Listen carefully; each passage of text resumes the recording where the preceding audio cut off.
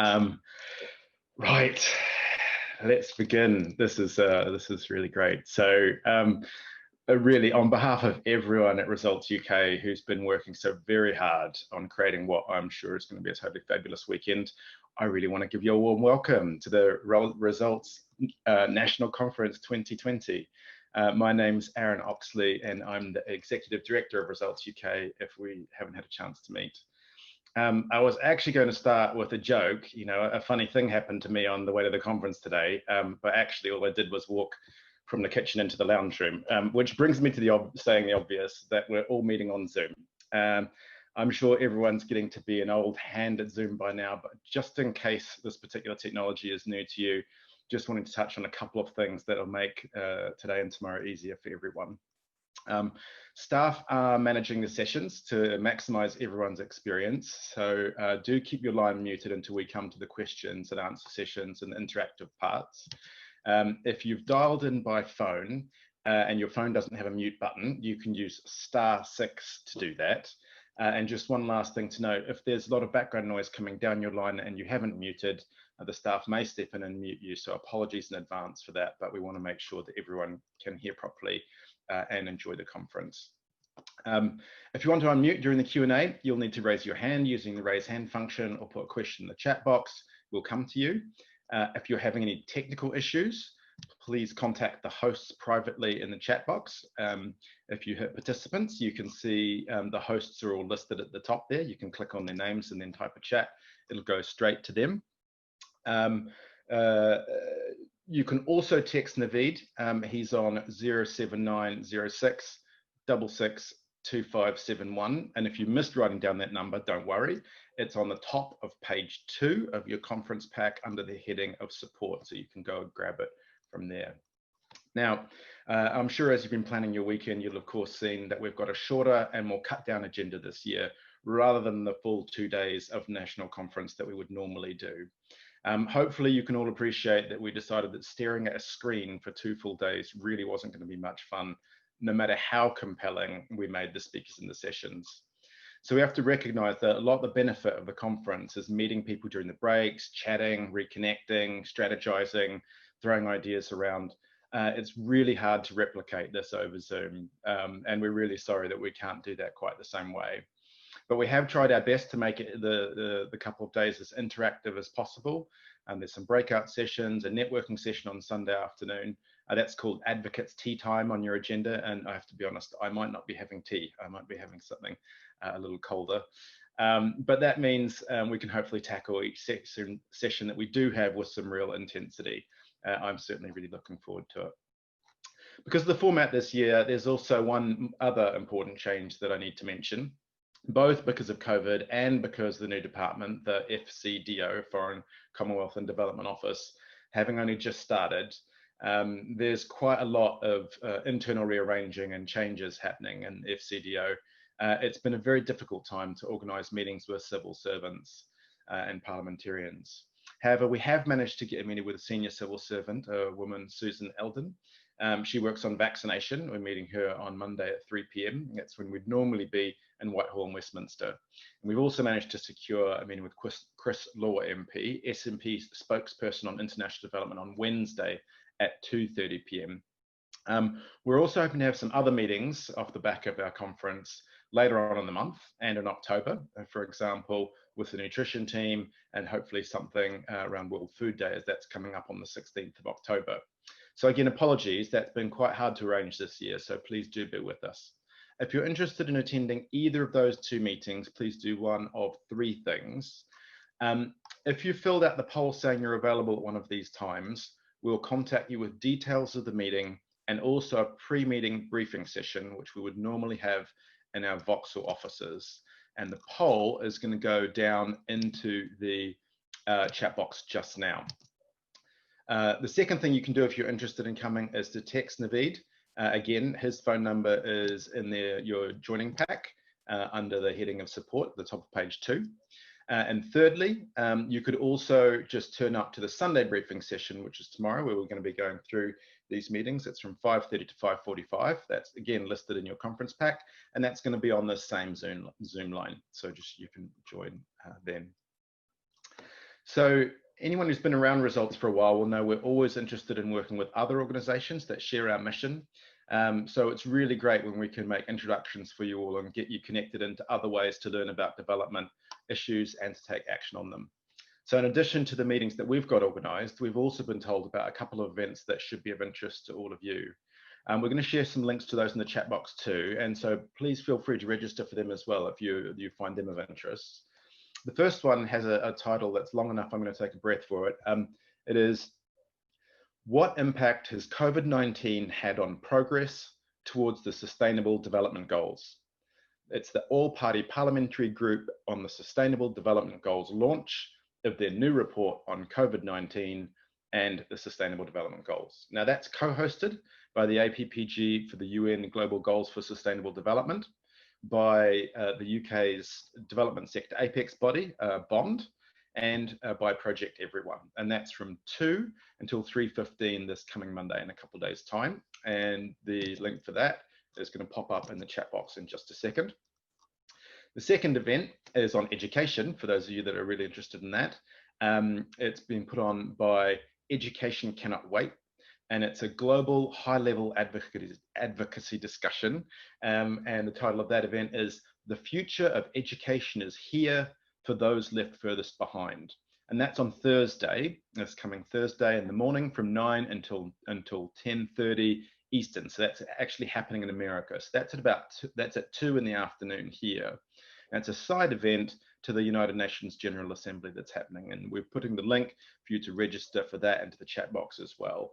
If you need more Gordon Brown in your life, he is the UN Special Envoy for Global Education, and he is a confirmed speaker at that event. So it should be quite interesting. Now, hopefully with all the housekeeping out the way, let me now turn to the theme of the conference itself: hopeful campaigning in challenging times. But before I get into that and what it means and why it's such an important thing to be talking about this year, I just want to start by saying a really big thank you. Thank you, of course, for giving up a few hours of what looks like one of the last good weekends of the year to engage on these issues, to learn about how we can fight poverty and how we can work to ensure everyone is able to exercise their small p political strength to make the world a better place. And thank you for all the hours you've given up throughout the year to do exactly this work, for the thoughtful care with which you've crafted letters and messages to decision makers, for other things too, like the tricky conversations down the pub with friends who might not get what development is all about. But most of all, thank you for maintaining that spirit of a respectful dialogue, for recognizing the essential dignity of people everywhere, no matter what their background or political beliefs. That's really at the heart of this work. And when I look at all the people on the Zoom call, I see a whole bunch of folks who I'm so very proud of to have been working alongside in this last year. And what a year it has been. COVID has transformed life in the UK over the last 7 months. It's been a time of tremendous upheaval. It's so big that historians are almost certainly making comparisons with the great conflicts from the previous century, which for some of us, the luckiest ones, can perhaps be hard to imagine now that we've settled into a new rhythm and have cupboards stocked with canned goods and loo roll. But for literally millions of people, COVID has upended their lives. Jobs have been lost. Hunger stalks Britain at a scale not seen in decades. Economic damage has translated into damage in people's lives, and ultimately, too many lives have been lost as well. This damage has not been fairly distributed, with existing inequalities being laid bare. It's impossible to ignore the disproportionate impact of COVID on Black and minority ethnic people in Britain, for example. And as bad as it is here, the impact abroad is much worse. It's precisely at times like these when results work is needed more than ever, even when it can be difficult for us to find the time and the energy to do it. But if there's one thing I hope you take from this weekend is that you will never doubt that this work is work that has impact and is worth doing. We're really so very grateful that so many of you have been able to continue your advocacy remotely, and the letters you share show us that you're still having impact. MPs have often been hard to reach, but as you've persevered, you've proven it's not just possible, but that it remains an incredibly effective way of taking action. I'm going to see some evidence of that in just a minute. So well done to those of you who've managed to get Zoom meetings with your MPs. We know that isn't the same as meeting face to face in groups with your fellow advocates by your side, but safety is paramount. And one thing I know to be absolutely true is that MPs are getting so many messages and requests for support from people within their own constituencies. The very different requests coming from results advocates, asking them to take targeted action that can save millions of lives abroad, requests where you're asking for support for others, not for yourself, those requests are really standing out and having a powerful impact. The thing is, this year, it's not just about COVID. If we think of this pause and business as usual, if we take a moment in time to take stock, think carefully, to renew our commitment to social justice, we have to talk about Black Lives Matter. The Black Lives Matter movement has been a wake-up call to many and is a reminder to us in the international development sector that the work we do must take into account the historic oppression of Black people and other minorities. This applies particularly to anti-Black racism, and that if we don't admit to this in our work to remedy the injustices in our world, then we won't succeed. While generalizing is of course problematic, it's fair to say that as a sector, we are still predominantly white and middle class. Unless we do more to get other voices involved, then we will never know what truly needs to be done.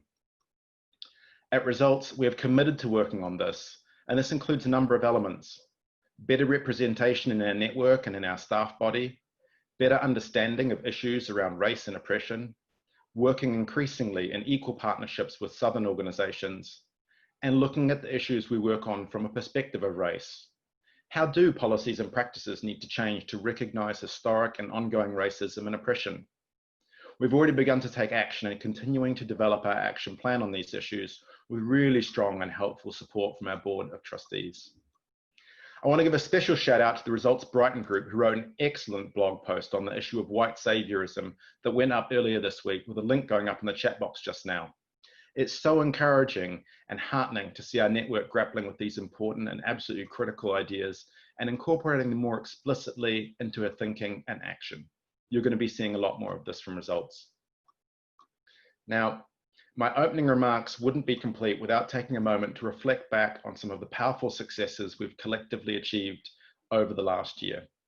There's going to be a special session on this tomorrow, so I'll try not to steal the thunder from that, but this is one of those times I get to remind you all of how fantastically effective you've been, because this changes things in the world, and you really, really need to know this. Now, since we've last met, just picking three things, we've had three massive pledging moments where we've been asking the UK to put its development spending behind some of the most effective and high impact work happening in the world. We were asking for this because if you want to have measurable impact on people living in poverty, these are some of the best buys that you can make. I see people on this call who've campaigned hard on the Global Fund to fight AIDS, TB, and malaria. They had a replenishment that happened in October last year, and at that replenishment, the UK pledged 1.4 billion, with a B, pounds over 3 years. And that's a big number, and that's also a massive increase from the 1.2 billion pounds pledged the previous replenishment 4 years ago. And I can guarantee you that that uplift did not happen automatically. It was the result of hard work and smart advocacy from people at this conference, and others, of course, because we don't do any of our work alone. Then there's polio. The UK provided £400 million to help ensure we beat polio. And we had the news only a couple of weeks ago that wild polio virus has been eliminated from Africa. This is a colossal milestone. The disease as a whole has not been beaten yet because polio is quite a tricky one, but we are one step closer, and we can absolutely celebrate helping make that happen. And third, there was the replenishment for Gavi, the Vaccine Alliance. We asked for, and we got, £1.65 billion when the UK hosted the global replenishment this summer just gone.